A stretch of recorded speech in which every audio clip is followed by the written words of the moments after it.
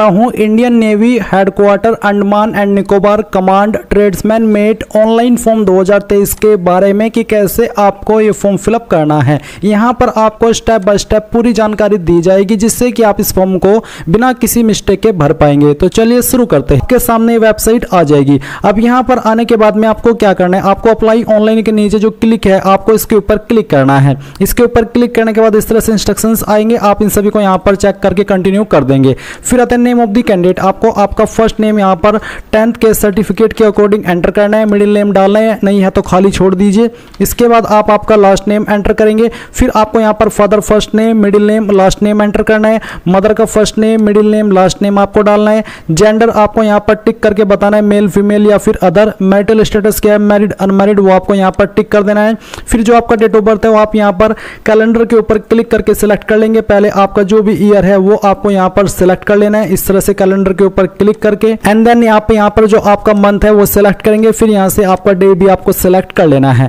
Category आपकी क्या है वो आपको यहाँ पर सिलेक्ट कर लेनी है, अनरिजर्व्ड यानी कि जनरल, एससी या फिर एसटी, जो भी है बेसिकली वही आपको यहाँ पर सिलेक्ट करनी है। तो चलिए हम यहाँ पर इसको सिलेक्ट कर लेते हैं। फिर आता है आपके सामने 8 पॉइंट की, क्या आप विकलांग है, अगर हाँ तो आपको यस करना, नहीं तो नो कर दीजिए। क्या आप एक्स सर्विसमैन है, अगर हाँ तो आपको 9 पॉइंट में यस करना है, नहीं तो आपको नो ही रहने देना है। फिर पूछा कि have you already joined a civil post by availing benefit of reservation for ex serviceman. जो एक्स सर्विसमैन को यहाँ पर बेनिफिट मिलते तो क्या आपने उसको अवेल करके ऑलरेडी यहाँ पर एक सिविल पोस्ट ज्वाइन की है, अगर हाँ तो यस करेंगे, नहीं तो आपको नो करना है। अगर आप सिंपली फ्रेशर है तो आपको 10 पॉइंट में नो ही रहने देना है। 11 पॉइंट है कि are you ever employed in any department of UT government on regular basis. क्या कभी आप एम्प्लॉयड यानी कि आपको जॉब दी गई है रेगुलर बेसिस पर, अगर हाँ तो यस, नहीं तो आपको नो कर देना है।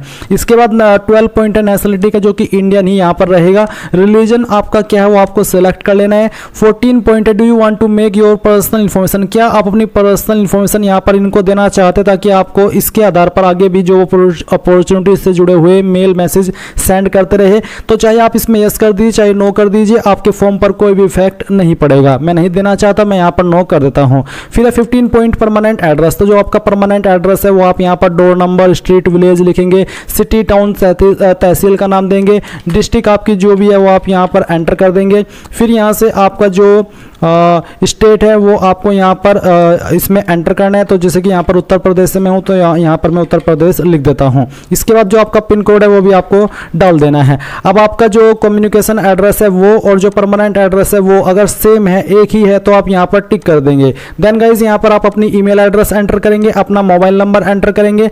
19 पॉइंट है कि आप अंडमान एंड निकोबार आइसलैंड के रेसिडेंट यानी कि निवासी है, अगर हाँ तो यस, नहीं तो आपको नो करना है। इसके बाद यहाँ पर 20 पॉइंट है आईडी प्रूफ। तो आपको सिलेक्ट के ऊपर क्लिक करके कोई एक आईडी सिलेक्ट कर लेनी है, जो भी आईडी आपने सिलेक्ट की है उसी का नंबर फिर आप यहाँ पर लिख दीजिए। 21 पॉइंट है एम्प्लॉयमेंट एक्सचेंज रजिस्टर नंबर। अगर आप किसी रोजगार कार्यालय के अंदर रजिस्टर्ड है तो उसका रजिस्टर नंबर आप यहाँ पर देंगे, नहीं है तो खाली छोड़ दीजिए, कोई भी प्रॉब्लम वाली बात नहीं है।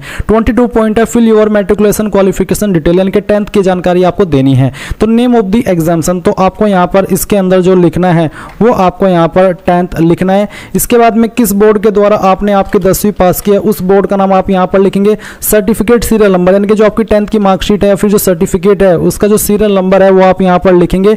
किस साल के अंदर आपने पास कर ली थी वो आप यहाँ पर एंटर कर देंगे। फिर आप सभी जानकारी चेक करते हुए सेव एंड प्रोसीड पर क्लिक करेंगे। अब गाइज यहाँ पर आपका रजिस्ट्रेशन हो चुका है और आपको यहाँ पर एक ऑनलाइन एप्लीकेशन नंबर मिला है, आप इसको नोट कर लीजिए क्योंकि ये काफी इंपॉर्टेंट है। एंड देन आप यहाँ पर कंटिन्यू के ऊपर क्लिक करेंगे। इस पर क्लिक करने के बाद आता है अपलोड फोटो एंड सिग्नेचर। यहाँ पर आप देख लीजिए कि आपका फोटो का जो डिटेल है वो कैसा होना चाहिए। तो फोटो का साइज आपका 10 से 50 केबी के बीच में, एंड जो यहाँ पर एक रेजोल्यूशन आपको रिकमेंड किया गया है तो आपकी फोटो की वाइड यानी कि चौड़ाई 200 पिक्सल और हाइट यानी कि लंबाई 230 पिक्सल होनी चाहिए। तो इसके बाद में आप देखेंगे सिग्नेचर का साइज 10 से 20 केबी, एंड जो उसका एक रेजोल्यूशन है वो भी आप देख सकते हैं। इसके बाद में आपको थंब इंप्रेशन भी अपलोड करना है, इसका साइज 10 से 20 केबी और जो रेजोल्यूशन है वो भी आप यहाँ पर देख सकते हैं कि कितना आपको रखना है। अब आपको दिए गए इंस्ट्रक्शंस के अकॉर्डिंग फोटो फोटो अपलोड करना है। तो गाइज आप यहाँ पर चूज फाइल के ऊपर क्लिक करेंगे, जहाँ पर भी आपकी फोटो फाइल है पहले आपको वो सिलेक्ट करनी है। तो आप यहाँ पर अपना फोटो सिलेक्ट कीजिए, यहाँ से ओपन कीजिए एंड देन आपकी जो फोटो की फाइल है वो यहाँ पर इस प्रकार से आ जाएगी और वो अपलोड हो जाएगी। फिर आप यहाँ पर आपका सिग्नेचर अपलोड करेंगे, जहाँ पर भी आपके सिग्नेचर की फाइल है वो आपको सिलेक्ट कर लेनी है एंड देन फिर आप यहाँ से इसको सिलेक्ट करने के बाद में ओपन करेंगे और आपकी सिग्नेचर की फाइल यहाँ पर इस तरह से आ जाएगी। फिर सेम वे में आपको आपका जो थंब इंप्रेशन है वो अपलोड करना है। तो आप यहाँ पर चूज फाइल के ऊपर क्लिक कीजिए, जहाँ पर भी आपका थंब इंप्रेशन है वो आपको यहाँ पर सिलेक्ट कर लेना है। तो जैसे कि मैं आपको सिलेक्ट करके दिखा रहा हूँ, मैं इसको सिलेक्ट करता हूँ, यहाँ से ओपन करता हूँ, तो आपका थंब इंप्रेशन की फाइल भी यहाँ पर इस तरह से आ जाएगी। फिर आप यहाँ पर अपलोड के ऊपर क्लिक करेंगे। अब गाइज आपके फोटो एंड साइन अपलोड हो चुके हैं, आपके सामने क्वालिफिकेशन एंड एडिशनल डिटेल का सेक्शन आ चुका है। यहाँ पर आपने 10th की जानकारी भर ली थी, अभी आपको यहाँ पर पूछा है CGPA और इन परसेंटेज, आपके नंबर किसके अंदर है, CGPA या फिर परसेंटेज। जैसे कि मैं परसेंटेज सेलेक्ट किया हूँ तो फिर आपको बताना है कि टोटल मार्क्स क्या थे और उसमें से जो नंबर आपको आए थे वो आप यहाँ पर डालेंगे, परसेंटेज आपकी ऑटोमेटिकली कैलकुलेट कर ली जाएगी। अब आपको ITI की इन्फॉर्मेशन देनी है, तो ट्रेड इन ITI, तो आपके पास कौन सा ट्रेड था ITI का वो आप यहाँ पर सेलेक्ट कर लीजिए। इन सभी ट्रेड में आपकी ITI होनी चाहिए अगर आप इस पर अप्लाई करना चाहते हैं। तो चलिए हम यहाँ पर इसको सेलेक्ट कर लेते हैं। फिर आता है बोर्ड यूनिवर्सिटी, तो आपने किस यूनिवर्सिटी यानी कि किस इंस्टीट्यूट से आपकी जो ITI है वो की है या फिर किस बोर्ड के द्वारा की है, जैसे कि NCVT या फिर SCVT। तो आप यहाँ पर आपका बोर्ड NCVT SCVT भी लिख सकते हैं या फिर जिस इंस्टीट्यूट से आपने की है वो भी आप यहाँ पर लिख सकते हैं। दोनों में अगर आप कुछ भी लिख रहे हैं तो कोई भी प्रॉब्लम वाली बात नहीं है। किस साल के अंदर आपने पास की है वो साल आप यहाँ पर लिखेंगे और आपके नंबर किसके अंदर है वो आपको सिलेक्ट कर लेना है। जैसे कि मैंने यहाँ पर परसेंटेज सिलेक्ट किया तो फिर आप टोटल नंबर डालेंगे, उसमें से जो नंबर आपको आए थे वो आपको यहाँ पर डालना है, परसेंटेज आपकी कैलकुलेट कर ली जाएगी। डिवीजन आपकी क्या थी, फर्स्ट सेकंड, वो आपको यहाँ पर लिख देना है। इसके बाद यहाँ पर 25 पॉइंट है कि whether holding ITI certificate issued by national council of vocational training यानी कि NCVT, क्या आपका जो ITI सर्टिफिकेट है वो NCVT के द्वारा है, अगर हाँ तो आप यस करें, नहीं तो आपको नो करना है। अगर SCVT के द्वारा है तो आपको नो ही रहने देना है, अगर NCVT के द्वारा है तो फिर आप यहाँ पर यस करेंगे और फिर जो सीरियल नंबर है आपका सर्टिफिकेट का वो आप लिखेंगे और कब आपका सर्टिफिकेट इशू हुआ है वो डेट, फिर यहाँ पर आपको मंथ लिखना है, फिर इसके बाद में जो आपका ईयर है वो भी आपको यहाँ पर डाल देना है। इसके बाद आपसे पूछे do you possess essential minimum educational qualification, यानी कि जो जरूरी क्वालिफिकेशन चाहिए अप्लाई करने के लिए क्या वो आपके पास है, तो आप यहाँ पर यस कर दीजिए। फिर क्या आपको आईसीएमए के अंदर छूट चाहिए, अगर हाँ तो यस करें, नहीं तो आपको नो करना है and then save update details के ऊपर क्लिक कीजिए। अब आपके सामने यहाँ पर डॉक्यूमेंट अपलोड का सेक्शन आ चुका है, जहां पर आप जान लीजिए कि जो आपका डॉक्यूमेंट का साइज है वो 100 से 200 KB के बीच में रखा है एंड यहाँ पर आपकी जो फाइल का फॉर्मेट है वो क्या होना चाहिए वो भी आप देख सकते हैं।